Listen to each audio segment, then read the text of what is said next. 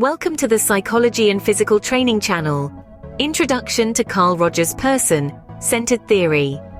Have you ever wondered why you are the way you are? What makes you unique? Today we'll be exploring these questions through the lens of the humanistic approach in psychology, specifically focusing on Carl Rogers' person-centered theory. This theory offers a fascinating perspective on human behavior and personality development. We'll begin by shedding light on the life and background of Carl Rogers, the mind behind this influential theory. This will be followed by an in-depth look at the person-centered theory itself, which emphasizes the inherent goodness and personal growth potential in all individuals. Next, we'll delve into the 19 propositions. These are the core principles that Rogers believed underpin human behavior. And finally, we'll explore the concept of the fully functioning person and the self, which represent Rogers' ideal vision of human potential. So let's delve into the fascinating world of psychology, starting with the man behind the theory, Carl Rogers. Rogers' personal background.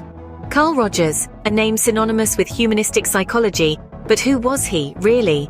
Born in January of 1902 in the American Midwest, Rogers was the fourth of 6 children in a conservative Christian family. His parents' emphasis on hard work, morality, and a strict religious upbringing influenced his early perception of the world.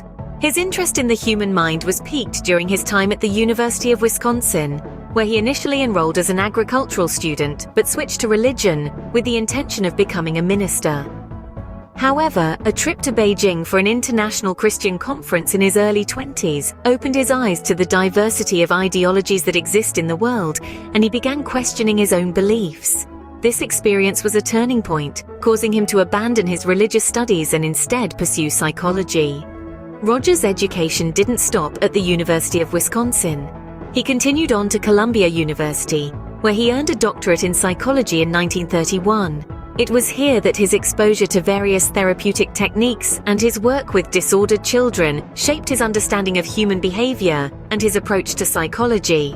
Interestingly, Rogers' personal experiences played a significant role in the development of his theories. His upbringing in a strict, controlled environment led him to value the importance of personal autonomy and self-direction. His exposure to different ideologies in Beijing highlighted the importance of empathy and understanding in human relations. These experiences culminated in his development of the client-centered, or as it's more commonly known today, the person-centered approach. This approach emphasizes the inherent goodness of people and the importance of the individual's personal experience and self-direction in understanding and improving psychological health. From his humble beginnings, Rogers would go on to develop a theory that would revolutionize the field of psychology. His journey, filled with introspection, exploration, and a deep desire to understand the human condition, shaped not only his career, but also the very essence of how we understand ourselves and others today. Introduction to the person-centered theory. Now let's turn our attention to the revolutionary theory that Rogers developed, the person-centered theory. At its core, the person-centered theory is about understanding individuals from their own perspective. It's a humanistic approach that positions people as their own best authorities on their experiences and values. Rogers believed that each person has an innate drive towards self-actualization, a process of realizing and expressing one's own capabilities and creativity. This theory stands apart from other psychological theories of its time, which often focused on the therapist's interpretation of a client's experience. Instead, Rogers proposed that the client is the expert on their own life, and the role of the therapist is to provide a supportive, non-judgmental environment that facilitates the client's growth. 3 essential elements come into play in this supportive environment: empathy, unconditional positive regard, and congruence. Empathy refers to the therapist's ability to understand the client's feelings and perspectives, essentially stepping into their shoes. Unconditional positive regard implies accepting and respecting the client for who they are, without any conditions of worth. This means the therapist does not judge the client's feelings, thoughts, or behaviors as good or bad. Instead, they acknowledge that these are part of the client's unique experience. Congruence, the third element, involves the therapist being genuine and transparent, not putting up a professional front or personal facade. The therapist's attitudes and feelings are available to the client, and they are able to meet the client at an equal level. These 3 elements create a therapeutic climate where individuals can grow and develop in their own unique ways. The person-centered theory emphasizes the importance of the individual's experience and the power of a supportive, understanding environment in facilitating personal growth and change. The person-centered theory was a game changer, but Rogers didn't stop there. He further elaborated on his theory with the 19 propositions. The 19 propositions. So what are these 19 propositions that Rogers proposed? You might ask. Well, buckle up, we're about to dive in. Rogers' 19 propositions are essentially his explanation of human behavior and personality development.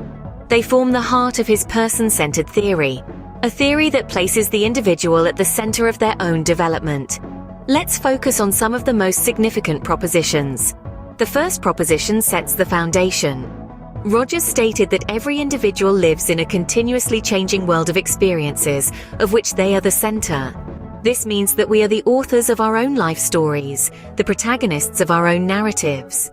Another key proposition is the sixth one, where Rogers proposed that we react to situations based on our perception of reality, not the reality itself. This underlines the importance of subjective experience.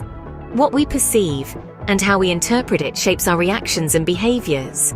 The 12th proposition is particularly noteworthy. Rogers suggested that the more our ideal self, who we want to be, aligns with our real self, who we actually are, the more harmonious our life will be. This proposition emphasizes the importance of self-congruity for our psychological well-being. The last proposition, the 19th, is a culmination of all the others. It states that change occurs when we, as individuals, are in a relationship where we feel psychologically free to be fully ourselves. It emphasizes the power of acceptance and empathy in driving personal growth. These propositions, though complex, reveal the depth and breadth of Rogers' understanding of human behavior. They highlight the importance of personal experience, perception, self-concept, and the role of empathic relationships in shaping who we are. Through these propositions, Rogers provided a comprehensive understanding of human behavior, but he didn't stop there. He further explored the concept of the fully functioning person and the self. The fully functioning person and the self. Let's now explore Rogers' concept of the fully functioning person and the self. A fully functioning person, according to Carl Rogers, is an individual who is in touch with their experiences and lives in harmony with their inner values. They are open to new experiences, live in the present moment, and are capable of deep and intimate relationships. They trust their own judgment and are not swayed by societal pressures or expectations. Rogers believed that fully functioning individuals possess 5 key characteristics. Firstly, they are open to experience. They are not defensive and are willing to confront experiences, both positive and negative, with an open and accepting attitude. Secondly, they live existentially. They live in the here and now, not burdened by past regrets or future anxieties. Thirdly, they trust in their own organism. They believe in their abilities and trust their inner feelings and judgments. Fourthly, they feel freedom of choice. They believe that they have the ability to make their own decisions and are responsible for the consequences of their actions. Lastly, they are creative. They are not afraid to think outside the box and are capable of adapting to new situations. Now, let's discuss the concept of the self. In Rogers' person-centered theory, the self is an organized and consistent set of perceptions and beliefs about oneself. It's our internal reference point and includes perceptions of nature, abilities, weaknesses, goals, and relations with others. Rogers emphasized that the self is fluid and ever-changing, shaped by our experiences and interactions. He believed that a healthy self is flexible and capable of growth and change, while an unhealthy self is rigid and stuck in outdated patterns. Rogers' concept of the fully functioning person and the self are intertwined. A fully functioning person has a healthy self, one that is congruent with their experiences. They experience life fully, without the filter of denial or distortion, and are in tune with their true selves. Through his exploration of the fully functioning person and the self, Rogers offered profound insights into human potential and growth. Conclusion. So what can we take away from Rogers' person-centered theory? From the rich tapestry of Rogers' personal background, we see the roots of a theory that would revolutionize psychology.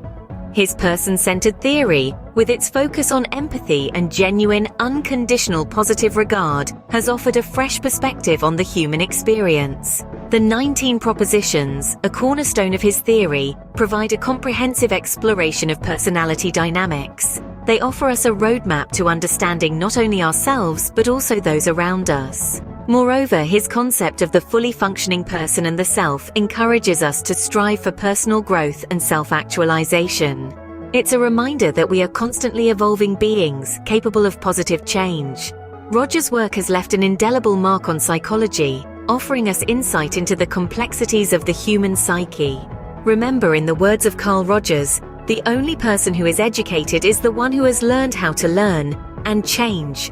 So, keep learning, keep changing, and keep exploring the fascinating world of psychology. And if you like this video, do not forget to subscribe and follow the Psychology and Physical Training channel for more videos. Thank you for watching.